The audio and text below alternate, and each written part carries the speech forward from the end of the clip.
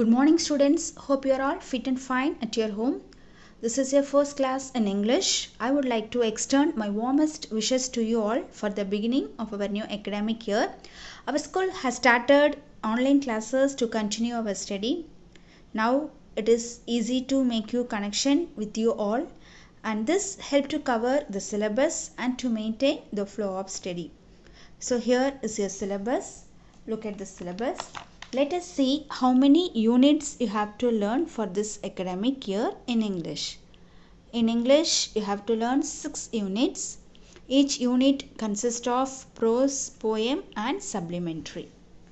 In prose, actually you have to learn synonyms, antonyms, short answer and paragraph. And for poem, you have to write appreciation question. Okay, that is comprehension. Poetic devices is nothing but figures of speech, ERC and paragraph. And there is no memory poem. Instead of memory part, you have to learn ERC. That is entirely different concept. I will explain after completing the first poem. In supplementary, you have to learn paragraph. Okay, as well as you will be having grammar and composition. Okay children, let us see the first poem, okay, from unit 1. Once Upon a Time, which was written by Gabriel Okara. Learn about the author first. Once Upon a Time is written by Gabriel Okara. Gabriel Okara is an African poet. He was born in 1921 in Nigeria. He was educated at Government College, Umuahia. His parents were not rich. He worked as a bookbinder and later as an information officer at Enugu. He also wrote plays and features for broadcasting and became a poet of outstanding ability. His poems appeared regularly in Black Orpheus. He has also written a novel called Voice. So Gabriel Okara belonged to Africa and he was actually from Nigeria. He was educated at Government College, Umuahia. We have another name mentioned here. Okay. He worked as a bookbinder at Enugu. He wrote many plays and features for broadcasting. Okay, he wrote many plays and maybe it has been telecast in radio or television. Okay, broadcasting means telecasting, and became a poet of outstanding ability. Outstanding means extraordinary. His poems appear regularly in Black Orpheus. He wrote many poems and it was appeared in a magazine. Okay, Black Orpheus is the name of a magazine. Before we get into the poem, in this poem, the poet Gabriel Okara focuses on cultural change in Africa that was affected by Western culture. So, as you know, Gabriel Okara was born in 1921 in Nigeria when the country was a British colony and it got independence in October 1960. So, after that, Nigerians are influenced by the British culture. Okay, so that is Western culture. So he says that people are in the past, they are genuine, honest, and they are hypocritical now. Okay, so he is comparing it with how the same people interact with others now. Now means at present. So the poem describes what happens in a traditional African culture and civilization meets with the Western culture. So the poet's life has been influenced by the way the society has changed. So Once Upon a Time is about the insincerity of relationships and manners prevailing in the present day world. Okay, the past, according to the poet, is better than the present because in the past they were love, sincerity and faithfulness. Now at present everything has changed. So hence the poet wants to relive the past. Okay children, let's see the first stanza of the poem. Learn the first stanza. Once upon a time, son, they used to laugh with their hearts and laugh with their eyes. But now they only laugh with their teeth while their eyes block cold eyes search behind my shadow. So here is a conversation between a son and father. So once upon a time is a phrase used especially in fairy tales. Fairy tales are not real. So the title Once Upon a Time makes one to feel as if the poet is talking about something that happened a long time ago. He recalls that in the past, people used to show their happiness from their hearts on meeting someone.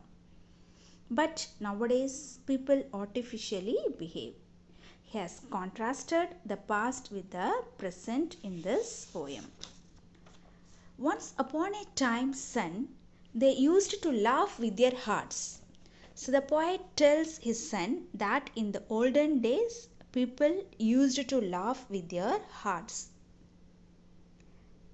When they laugh, they would do it wholeheartedly and with warmth.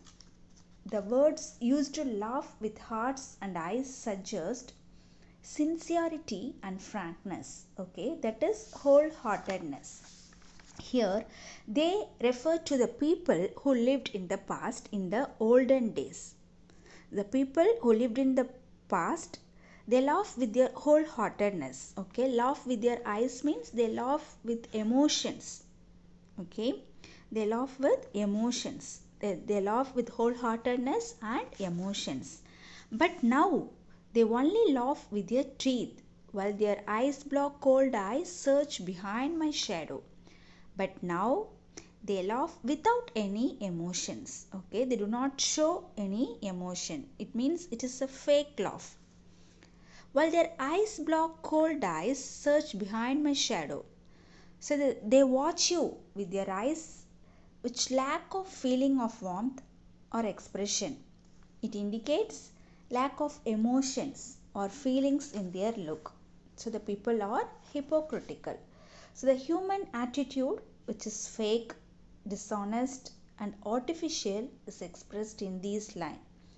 So search behind my shadow. So look at the last two lines. Search behind my shadow.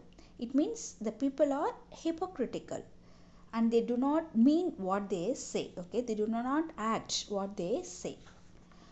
A spirit, the poet has a feeling of contempt on modern people. Okay, so the poet has a feeling of contempt on modern people. So here the speaker is a poet. Okay, the speaker is a poet and the listener is son. Let's look at the second stanza. There was a time indeed they used to shake hands with their hearts, but that's gone, son. Now they shake hands without hearts, while their left hands search my empty pockets. There was a time indeed. What is the meaning of indeed? Something which does exist.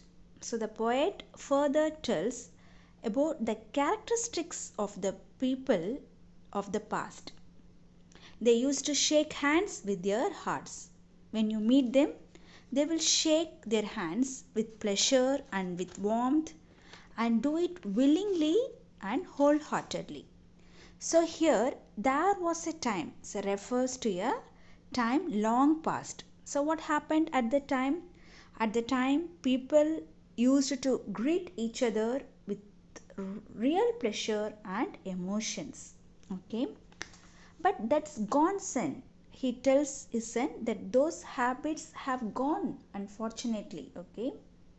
So he informed his son that those habits have gone, unfortunately. Now they shake hands without hearts. Nowadays, people greet each other without any warmth in their handshake.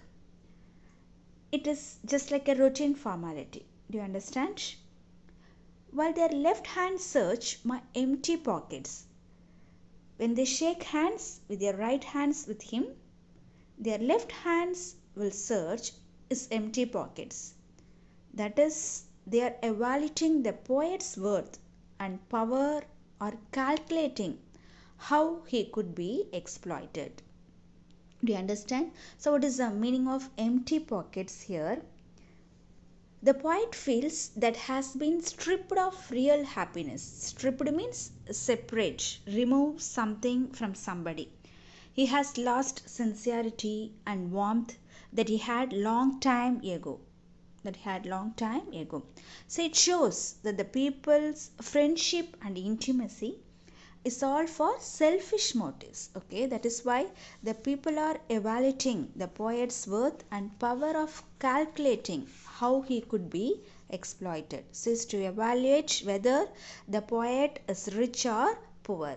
Do you understand? So at the time, people used to greet each other with real pleasure and emotion, but at present, they are evaluating whether the people is rich or poor, and they are thinking how he could be exploited. So it shows that the people's friendship and intimacy is all for selfish motives. So I hope you all understood the first and second stanza.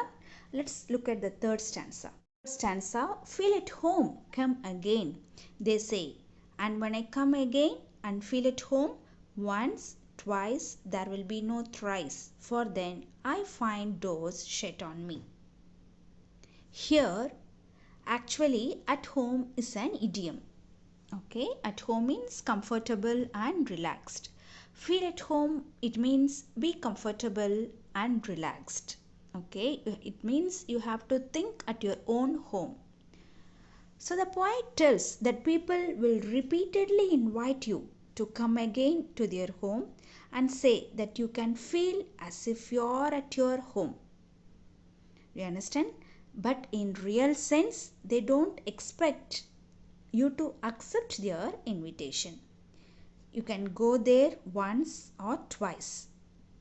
But if you go for the third time, it means if you go for the thrice, they will think that you are a nuisance and they don't want to see you anymore. Do you understand? No thrice means no third time. So, but if you go for the third time, they will not let you in. You will find that their doors are closed. I find doors shut on my face. It means people don't welcome us if we visit them very often. So, particularly if you are a frequent visitor, the doors will be closed. Belatedly, you will understand that their invitations are without any sincerity. Do you understand, children? So, people will repeatedly invite you to come again to their home. Okay, and they say that you can feel as if you are at your home, but in real sense they don't expect you. Okay, so if you go for the third time, they will not let you be in. Okay, you will find that their doors are closed. They will think that you are a nuisance. So you will understand that their invitations are without any sincerity. Okay, I hope you all understood the third stanza. I have a question for you. Try to answer it. There was a time indeed, but that's gone since. What does the poet want to focus on? So the option A, the poet wants to focus on the present time when people are sincere. B, the poet wants to focus on the past time when people were insincere. C, the poet wants to focus on the good time that's gone. He also thinks the people and the society have changed now. So, do you get the answer? So, the answer is C. The poet wants to focus on the good time that's gone. He also thinks the people and the society have changed now.